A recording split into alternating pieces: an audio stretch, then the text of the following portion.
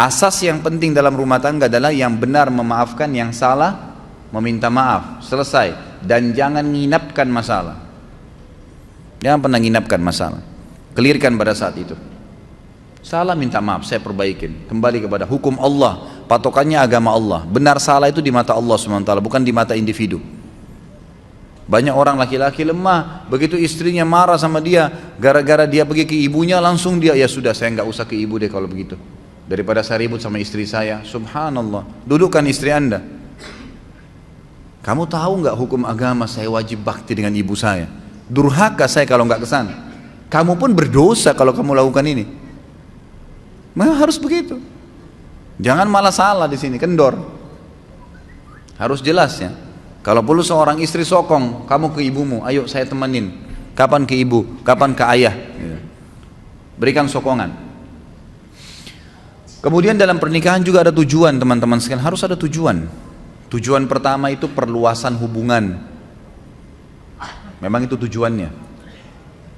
A'udzubillahi minasyaitonirrajim. Ya ayuhan nas, inna khalaqnakum min dzakarin wa untha wa ja'alnakum syu'uban wa qabaila lita'arafu. Inna akramakum innallaha yatqakum. Hai manusia, kami ciptakan kalian bersuku-suku dari laki-laki dan perempuan, dan kami jadikan kalian bersuku-suku, berbangsa-bangsa. Itu variasi Allah kasih. Semua kan dari Adam dan Hawa ya. Kenapa ada orang Arab, ada orang Melayu, ada orang bule, ada orang Afrika, suku-sukunya banyak. Ya Allah sengaja buat variasi itu untuk kalian saling kenal, mengenal. Kata ulama tafsir, dengan pernikahan tahu tradisi makanan ini, pakaian ini, terusnya. Ada tujuan. Orang yang melangkah kepada sebuah perbuatan tanpa tujuan, maka tidak sampai kepada target yang dia inginkan. Ada orang masuk ke mall, nggak ada tujuannya, nggak ada sesuatu. Dia nanti kacau balau itu.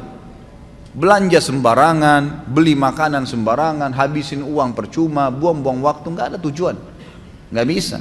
Dalam Islam harus ada tujuan. Saya ke masjid mau sholat, tujuannya sholat, jangan pikirin yang lain. Udah. Lagi mau belanja sesuatu di pasar, memang tujuannya beli sayur, beli tempe, beli segala, beli itu. Ibu-ibu jangan singgah beli daster. Nggak boleh, harus tujuannya jelas. Kalau enggak kemana-mana tuh nanti. Tujuan harus ada. Kita kerja di satu perusahaan, tujuannya ada target. Orang kalau cuma sekedar ya kebetulan supaya saya kerja deh, nggak bakal meningkat prestasinya, nggak bakalan. 10 tahun begitu terus jabatannya. Tapi kalau ada tujuan saya masuk di sini apa nih? Kelas tertingginya dalam target di perusahaan ini apa? 1, 2, 3, 4, 5 jenjangnya. Target saya 2 tahun saya sudah harus sampai di tingkat yang kelima. Harus ada target. Nggak bisa, dan itu dengan tujuan kita masuk ke situ. Tujuan berumah tangga ada. Perluasan hubungan. Kita akan kenal keluarga istri, keluarga suami, jaringannya lebih luas. Yang kedua, tujuannya itu keturunan. Kalau ada laki-laki yang melamar akhwat di belakang sana bilang, saya mau nikah sama kamu tapi nggak mau punya anak ya, tolak langsung. Nggak ada ceritanya itu. Tujuan pernikahan dari mana kita bisa mendapatkan keturunan? Allah SWT jadikan hubungan biologis itu satu-satunya jalan untuk berlanjut generasi manusia. Yazra'ukum fi, kata Allah. Dengan pernikahan itu Allah jadikan kalian berkembang biak di situ. Memang begitu, tujuannya ada. Yang ketiga, ketentraman. Nikah butuh ketentraman. Cari orang yang akan jadi pasangan kita yang buat ketentraman, dan itu hanya satu. Poinnya supaya bisa tentram, cari agamanya. Imannya ada. Kita sudah tahu semua itu, maka agamanya didahulukan. Bagaimana agamanya dia? Kalau weekend, kalau liburan, kemana ya? Oh saya ke majelis ta'lim ini. Oh saya hadir di pengajian ustadz ini. Oh saya kalau weekend ke karaoke, saya ke pantai di Ancol duduk dengan sama teman-teman. Oh saya main gaple. Udah jelas. Tidak ada ketentraman, mustahil, karena habis nikah dia akan buat sama itu. Dia akan buat sama. Perempuan yang nikah sama playboy asalnya sebelum nikah, jangan heran kalau dia selingkuh setelah nikah. Wajar itu. Laki-laki yang menikah dengan wanita yang tidak pakai jilbab, jangan heran kalau setelah menikah dia tidak pakai jilbab, atau dia tidak sholat, atau memang dia pernah bohong, ya dia akan bohong. Itu tradisi dia.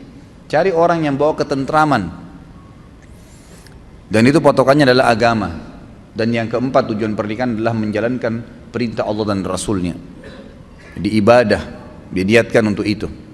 Kata Nabi SAW, an-nikahu sunnati, wa man raghiba an sunnati falaysa minni. Siapa yang menikah itu adalah bagian dari sunnahku, siapa yang menolaknya maka bukan siapa yang menolak sunnahku maka bukan dari golonganku. Jadi ada tujuan-tujuan. Di antara substansial tujuan pernikahan yang kelima adalah memenuhi hubungan biologis, kebutuhan biologis. Itu tujuan memang. Tujuan kita menikah memang untuk melampiaskan biologis. Untuk ngobrol, tatap-tatapan, ciuman, pegang, hubungan biologis, bahkan digantungkan pahala besar. Boleh nggak pacaran Ustadz? Boleh, setelah akad nikah. Sebelum akad nikah nggak ada pacaran dalam Islam. Bagaimana caranya saya kenal dia? Banyak orang sekarang begitu. Harus terperiksa tai lalatnya perempuan itu di tangannya ada nggak? Lihat rambutnya seperti apa? Dan beragam macam alasan. 3 rahasia penting dalam agama untuk mengenal konsep ta'aruf dalam Islam. Kenali fisiknya, kenali keluarganya, kenali lingkungannya. Titik, selesai.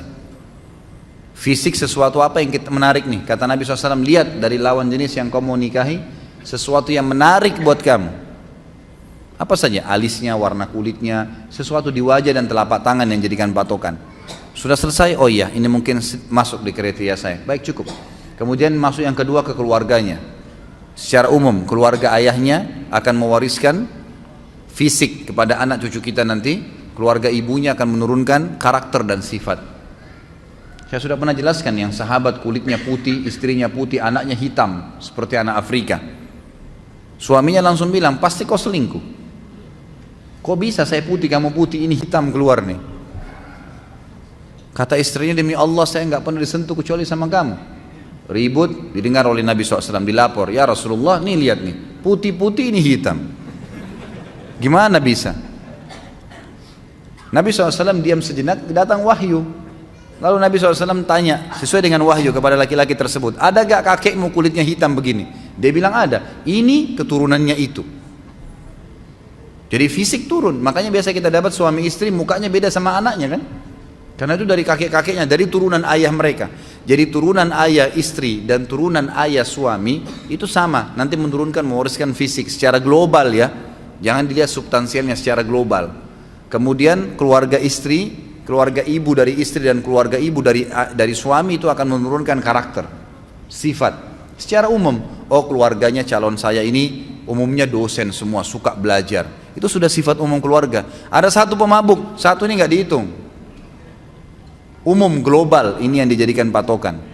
Kemudian kenali lingkungannya. Boleh orang kalau ta'aruf tanya, kebiasaannya apa ya?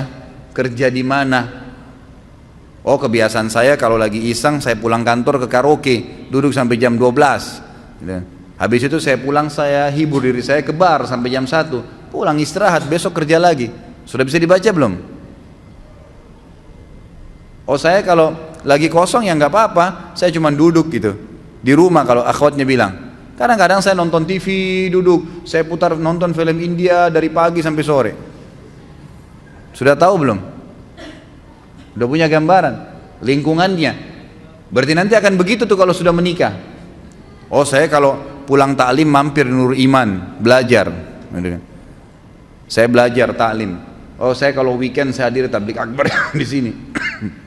Dan seterusnya. Saya mulai ikut tahfidz Quran, beberapa surah di store setiap minggu. Nah itu berarti kita tahu lingkungannya.